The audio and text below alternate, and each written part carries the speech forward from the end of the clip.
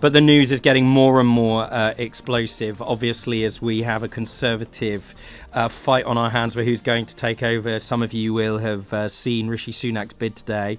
Have a look at it online. I had my reaction to it. One of the viewers to my show, loyal as ever, is my mum, who tweeted, well, I say she tweeted him, but I don't think she's ever used Twitter. Mum says, Rishi's film is like a Fairy Liquid advert from the 1960s. So funny. Can't stop laughing. Thanks, Mum. All I can say, Mum, is, oi, when you're right, you're right. We'll see what happens. No doubt there will be more announcements over the weekend. But now we jump over our small little pond called the Atlantic to Prof JC, our very own John Christopher Buer, Prof JC.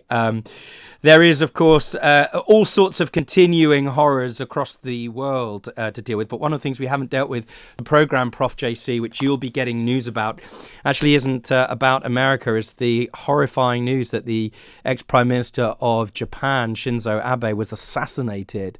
I'm going to you first because it's the first time we've touched on it on the show. Obviously a great friend and ally of the United States, as he was of the United Kingdom. What's the reaction over there?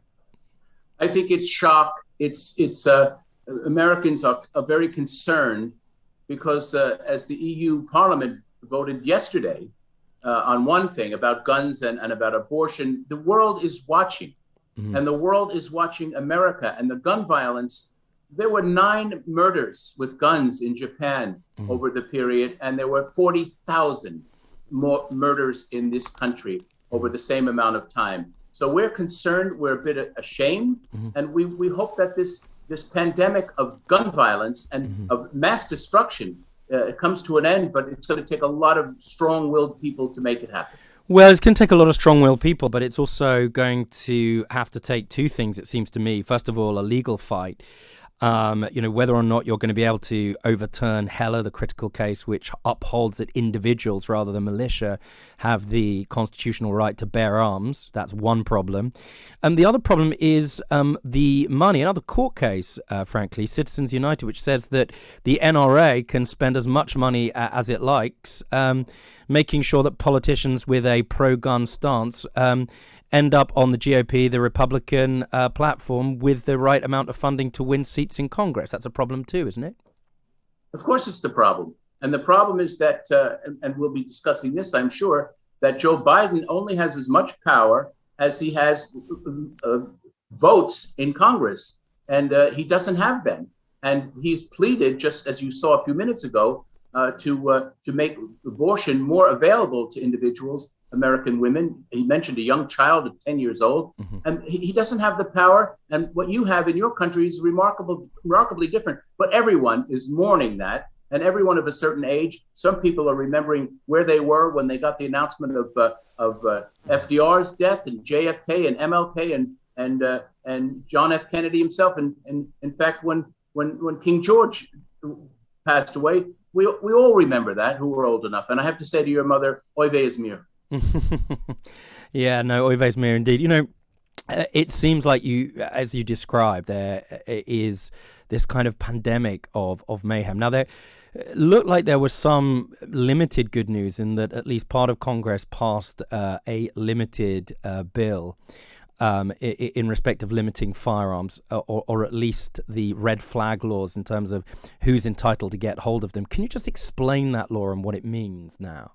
If I were, I can't explain the idiocy of the law, but they had to go halfway with the Republicans. Mm-hmm. And when they talk about guns slaughter, they talk about, oh, it was a mental illness. Well, it is mental illness, but you can't kill someone with a stick of butter. I mean, these people were slaughtered. It's unconscionable, the visions that mothers had of their children when they saw them slain. And it happens almost every day in the United States. And that red flag law, oh, we're going to send them to, we're going to check every psychiatrist's record. It takes 10 seconds to get a gun and another 10 to kill 50 people. Right. That's just a straw horse, and it doesn't work, and it's not effective. And both sides of the aisle should be ashamed of that piece of legislation. There's a question. I mean, people will throw back at you and say, look, there was a mass killing in Norway. They've got relatively tight gun controls and so on and so forth. That there is mayhem across the Western world, and most especially in various parts of the United States, and that is something culturally, psychologically, in terms of our communities, even our faith communities, have a role in answering. It can't just be about limiting access to firearms. The culture itself has to be looked at, considered, and reflected upon in communities and by the political classes across the aisles, right? Well, I think American culture has always been gun crazy. You go back to the Westerns, you go back to John Wayne, you go back to the slaughter in the Virginia Tech college in 2005, I believe it was. And it starts, and there's copycats, sure, but there's people who are unaffected, unable to deal with their own reality. And then they get a gun, and their fathers buy them these weapons. I mean, when you go into each situation, you see how this kid got the gun, right. and this fellow in Japan, he built his own, and we're talking about Denmark and Norway, and hopefully it stays away from the British Isles.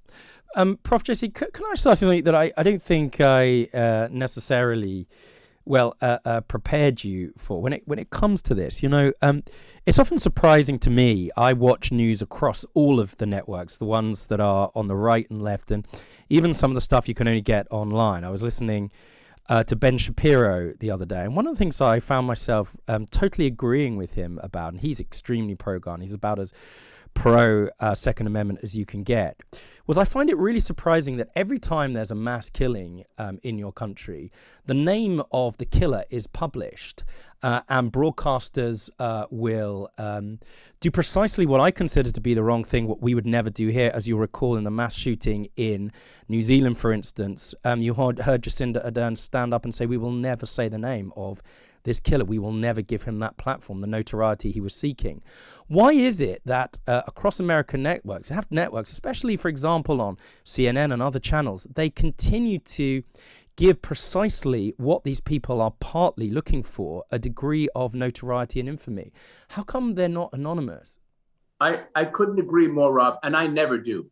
Whenever I speak or I do a tweet or I mention people, I stop that. And I said, that will be the way I am. I'm not going to give credence or celebrity to these people. And I'll tell you what it was that made me do this. It was when I was 14 years old and I watched Lee Harvey Oswald on television. And I realized he had killed my president. And I said, I don't ever want to hear this name, Lee Harvey Oswald, again. But that's what sells newspapers, I guess. Yeah. And the people want to know who did it and understand it. That's fine in the background. But then it becomes like a Niagara Falls of information. And they drag the guy out in his face and his parents, and they say, they go visit someone, his uncle. Oh, he was a good boy. He never did anything. He was quiet. And then the kid is happy. This scoundrel who dressed in drag so he could escape and cover his tattoos. I mean, this is a devious mind. But he couldn't have done it without the weapons that he had, and he was on his way to Wisconsin to do some more before he got picked up. No, I won't mention his damn name. No, I think that's sensible, and I have to say I find it really surprising when the big networks choose to continue to do that. Listen, one of the things I'm sure if President Biden had the capacity to do this, he had the executive authority to ban firearm ownership, he would do it. And it's a really interesting legal nuance, the reach and remit and power that the executive have, the chief executive, the president has to pass executive fiat. Obviously Obama got into trouble for doing various things in that way. And last week, there was a Supreme Court ruling in respect of, I think it was the EPA, wasn't it, saying that unless Congress or specifies what power a agency has, it doesn't have the power. Nevertheless, President Biden's going on to announce certain executive action to protect abortion access in the wake of the case of Dobbs, which has overturned Roe versus Wade. Do you think that that's legally secure? I mean, what sort of effect can he have? What does he plan to do? And does it have any hope of succeeding? Well, he's not going to be in legal jeopardy, that's for sure, not this guy. But it does, and it will be challenged. You know this, you're an officer of the court. The states will challenge this immediately if it hasn't already. All the states that have banned abortion are preparing their own pleadings right now. You can bet it. And they will challenge it, and it will go up to the Supremes. And that's what Trump has left as his legacy. Well, can I ask you, just because we've jumped a little bit of a hurdle without, we've started running and before we've done the walking. What exactly is he going to announce in terms of his executive action to protect abortion access, do you think? Obviously, the announcement's yet to come, but you've got your ear to the ground. No, he has already, and I watched it. Right. And it's out there. The White House issued a fact sheet on it. Okay. And he's done it, and it involves a full court of protections for women, including the pill, the abortion pill, and he's working through the Health and Human Services or operation, the ministry, I guess you'd say, and it shows he's trying to do something because the people who we would like to support. The individuals who are more left of center are saying that he has not done enough. But this will be challenged in the courts, and it will go all the way up to the Supreme Court. Last message. Didn't get to speak to you on your very special day when you won independence from this country. So we're going to do a belated 4th of July message. I hope it's a hopeful one, Prof. JC. What do you want to tell us here in the UK about your hopes for the future for the US as we go to break? Well, I appreciate King George III, and I appreciate that he's given me the opportunity to become rather a interesting character, a Yank, coming into your bedrooms and your living rooms, and to talk about what our country is about, because we challenged it, we succeeded, we had the Declaration of Independence. It was not an easy challenge, and I would suggest everyone see the film or the show 1776. And it's brilliant, it's wonderful, and you'll see exactly how difficult it was, even back then, for our founders to get on the same page. But that's it. Keep history alive, keep faith alive, and thank you for our wonderful relationship we have with Great Britain. And God save the Queen, and God save our president. Well, that's Prof. JC, our very own Prof. John Christopher Buer. This is Talk TV live from the Talk Radio studios, and this is me, Rob Rinder.